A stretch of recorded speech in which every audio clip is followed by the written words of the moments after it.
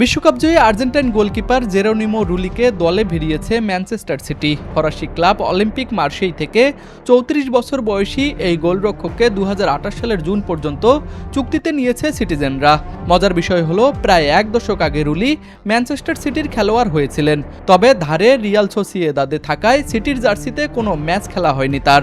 ক্যারিয়ারে ভিয়ারিয়ালের হয়ে ২০২১ সালে ইউরোপা লিগ জেতেন রুলি। পরে আয়াক্স ও মার্শেইয়ে নিজেকে প্রতিষ্ঠিত করেন।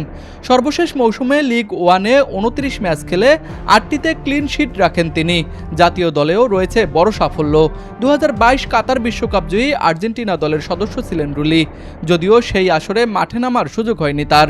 ২০২৬ বিশ্বকাপেও আর্জেন্টিনা দলে ছিলেন তিনি। এবার প্রায় ১০ বছর পর আবারও ম্যানচেস্টার সিটির জার্সিতে ফেরার সুযোগ পেলেন এই অভিজ্ঞ গোলকিপার।